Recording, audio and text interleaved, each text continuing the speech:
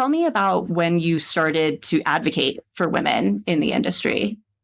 I guess it's always been something I cared about. When I was in grad school, I was part of an organization called at the time it was the Woodrow Wilson Political Network. Basically, how do you get policy students involved more on the political side? Because you don't always want to do both if you're interested in policy.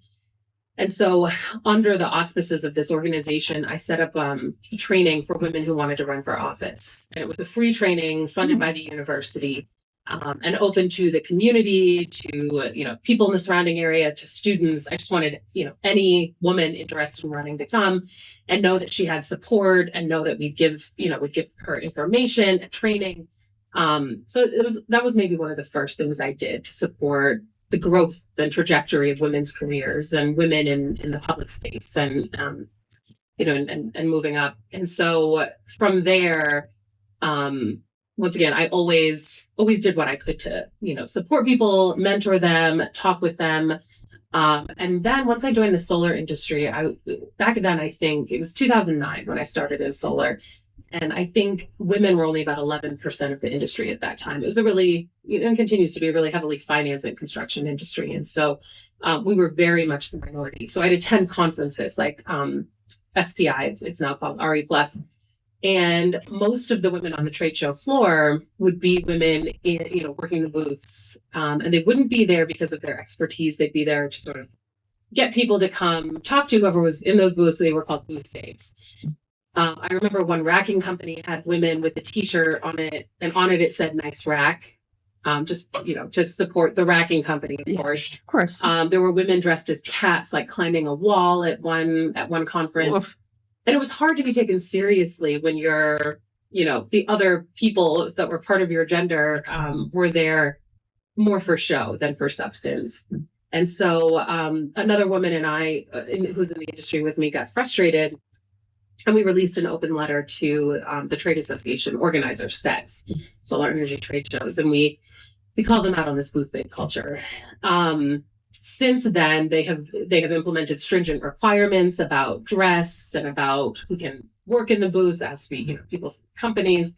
And so the culture has changed significantly since 2009, 15 years ago. It seems like yesterday to me. But that was one of the first steps we took. And then from there, we founded an organization called Women in Solar Energy.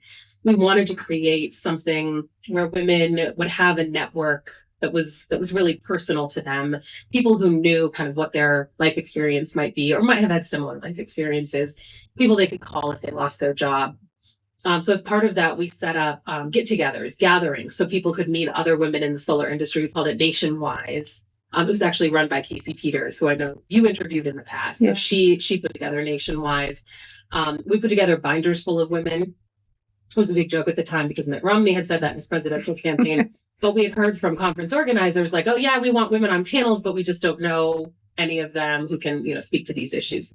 And so we gathered information about women in the industry and put together their bios and their expertise and sent that to conference organizers to try to push getting more women on conference stages. So we were doing all of this on a volunteer basis and with help from other volunteers. There was no like paid staff doing this work.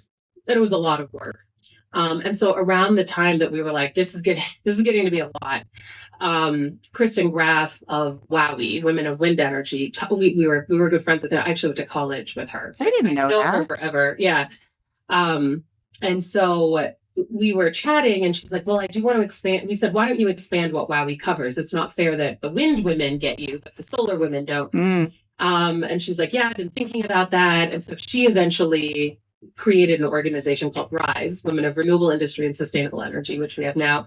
And so we put our efforts behind, getting women in solar energy, all the women who we had as members to focus on RISE instead. And so that was kind of the genesis of us helping out RISE. And then RISE, of course, had funding and paid staff and their programming that they do now with their chapters and at the national level is just above and beyond anything we ever could have dreamed of. So it's grown into something really amazing. And I'm glad that we were able to incorporate wind and solar women together and other renewables. Yeah. No, thank you for your service and what you did to build that up. But seriously, I mean, now RISE is so important to me and what I do. Amazing. It's such an incredible organization to network with and engage with and meet friends and colleagues and the like. Yeah, an amazing organization. I think one of the best conferences out there. Agreed. For women who want to meet other brilliant women in the industry and learn, all the latest issues that are going on. There's good networking opportunities. There's safe spaces for, if you're a mother or if you're a person of color, you can go meet other people who can maybe identify with your life experiences. Yeah. That's really valuable. Yeah, it's really like professionally enriching and personally enriching. Yes. Just to be in a room with so many empowered women and to hear the stories and just have the opportunity to like take some time to focus on your own career.